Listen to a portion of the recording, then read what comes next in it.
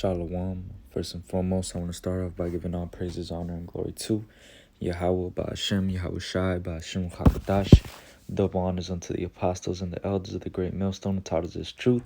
And Shalom also to the Akim, pushing this word in sincerity and in truth. And to the speckled bird across the four corners of the world, and to the few sisters who are listening to you, I say Shalom. Lord willing, this will be an edifying lesson. And it's just going to be a quick one, covering this quick topic. And this is I'm going to start off with Colossians 3:2. It says, set your affection on things above and not on things of the earth. Which, actually, I'm going to start off verse 1. This Colossians 3:1. If ye then be risen with Hamashiach, seek those things which are above, where Hamashiach sitteth on the right hand of God. Set your affection on things above and not on things of the earth. And that's right. You know, you have to set your affection on things above, constantly meditate on the scriptures, and let that be your guide. You know, let that constantly be in your mind, right? Because a lot of people, you know, they hear this word, you know, they get into this truth, and then sooner or later, the cares of the world and the them wanting things in this world and them lusting after the things that are in this earth, you know, fall off. You know, they fall off the truth because they want to they're still wanting things of this world, man. They're not setting their affection on things that are above. They're not meditating on what's to come. They don't realize that the fashion of this world is passing away, and it's passing away quickly. You see what's going on. You see how the government is falling apart. These nations are divided against themselves. You know, the economy is falling apart. Everything is becoming demoralized. You know, there's nothing on this side, in this world, that you could set your affection upon, because this is not our rest. You know, let me get this real quick. This is 1 John 2:15. It says, love not the world, neither the things that are in the world. If any man love the world, the love of the Father is not in him. And that's right. We're not supposed to love the world, because loving the world, hey, that's going to create enmity with the Most High. You know, when you love the world, you're going to do the things of the world. Just like when you love Yahweh Ba'ashem Shai, what do you do when you love Yahweh Ba'ashem Shai? You keep his commandments. That's how you show love to the Most High, right? As a matter of fact, let me get this just to prove that real quick. This is 1 John 5:3, straight to the point. For this is the love of God, that we keep his commandments, and his commandments are not grievous, right? So when you love the Most High, you keep his commandments. But the opposite to that, if you love the world, what are you going to be doing when you love the world? Huh? You're going to be supporting that ABC bullshit. You're going to be effeminate. You're going to be down with a woman being over you. You're going to be okay with Esau oppressing your ass. You're going to be okay with being on the bottom, being the tail. See, a lot of y'all don't have that rulership mentality. Y'all, you got to realize that when you come into this truth, it's going to change you. But a lot of people are not ready for that change, and that's why the love of the world chokes this word out of them. You love the world and the things that are in the world, then the love of the Father is not going to be in you, and it's not going to abide in you, because you're lusting after the things that are in this world. Verse 16, it says, for all that is in the world, the lust of the flesh and the lust of the eyes and the pride of life is not of the Father, but is of the world. And that's right, because a lot of these people that are in the world, the ones that are especially, you know, how could I say, that are very, what's the word I'm looking for? They love the dainties of the world. They're very invested in this. They do photo shoots for their Instagram and buy the best clothes to look good, and they go out their way to make some whatever statement on in a status or a tweet or whatever, so they could get so many shares and whatever, and they just have that pride of life on them. Those are things of the world. Those are not things of the Father.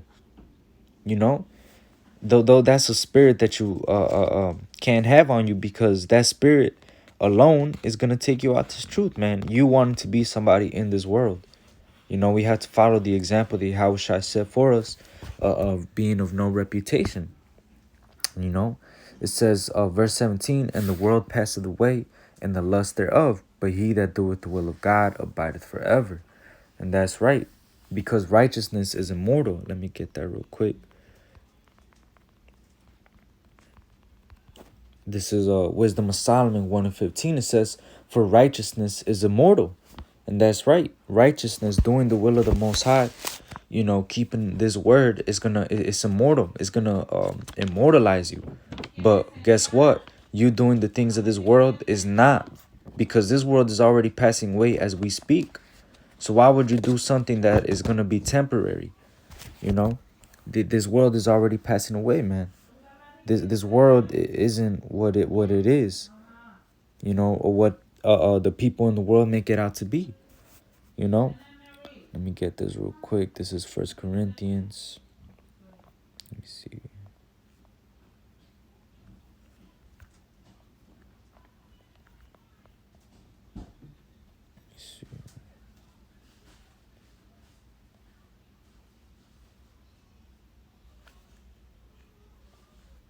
I'm gonna get this one in Matthew, actually.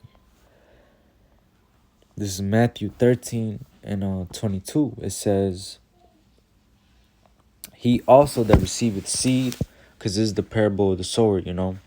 It says, he also that receiveth seed among the thorns is he that heareth the word, and the care of this world and the deceitfulness of riches choke the word, and he becometh unfruitful. There you have it. You know, a lot of people fall into this category of the seed among the thorns, because they hear this word and it sounds good, you know. They hear that Esau's gonna go into slavery, that we're gonna rule the world, that we're gonna have all these things, we're gonna live forever, we're gonna be gods, we're gonna be kings, all these things, and they sounds nice to them, but they don't realize that it takes work. You had to do the work. You had to put your hand to the plow, right? And you know, they hear this word, and the care of this world chokes them out. Because when you have a care for this world, then what? You want to keep up with the trends. You want to keep up with the people that are exalted in this world. You want to keep up with those things. And the deceitfulness of riches choke the word out. Because what? You see that what these people have in this world. You see the nice cars and the nice clothes and the nice houses and the people that they're with and so on and so forth. And you want to be in cahoots with that circle. And that alone is going to choke the word out of you. You wanting to be part of that circle is going to choke the word out of you. We also had to follow the example that Moses set for us, because Moses left a very mighty example. Because Moses, despite being in the house of Pharaoh, what did he do? This is Hebrews 11 and 24. By faith, Moses, when he was come to years, refused to be called the son of Pharaoh's daughter, choosing rather to suffer affliction with the people of God than to enjoy the pleasures of sin for a season. So Moses, what did he do? He forsook everything that was in Egypt. He forsook the riches, the houses, the status, all the clout, all of that. He let it go for what? To suffer affliction with the people of God, with his people. He didn't want to enjoy the pleasures of sin for a season, which, to be quite honest with you, those things are temporary. Those things are not going to last or immortalize you like this truth is, like doing the will of the Most High is. It says, esteeming the reproach of Hamashiach greater riches than the treasures in Egypt, for he had respect unto the recompense of the reward. And a lot of people don't have respect unto the recompense of the reward, because they're not suffering, or they're not long suffering or being patient. They lose patience. And what do the scriptures tell you about that? Woe unto them lose patience. Let me get that real quick. This is Sirach 2:14. I'm going to end it off with this. It says, woe unto you that have lost patience, and what will you do when the Lord shall visit you? A lot of y'all lose patience.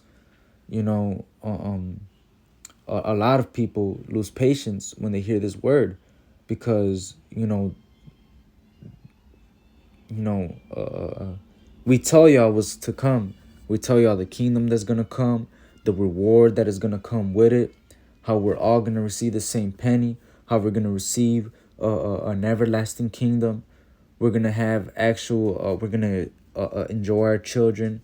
We're gonna have riches beyond measure, honor, glory, and the whole nine. But people lose patience because they realize that hey, when you have hope, when you have faith, when you have actual faith in Yahweh Shai, the Lord is going to try that faith, and is going to work patience in you.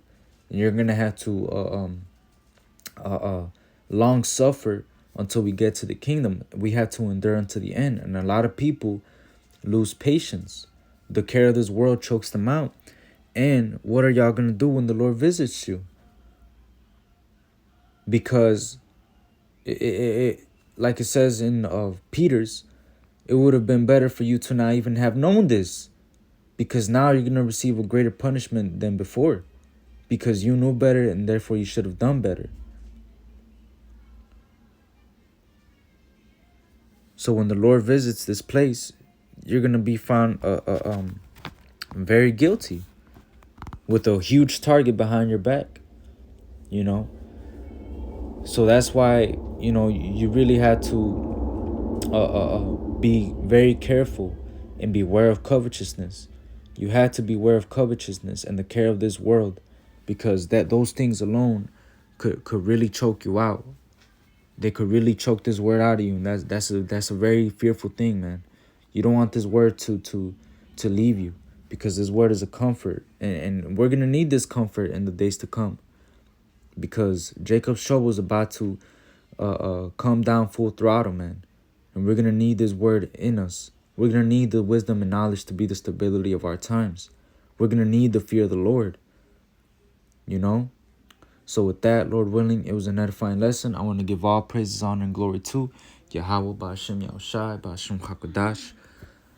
Dawadi Yahweh Ba'ashem Yahushai for giving me the spirit to make this lesson. Wa Abad Baba Shalom.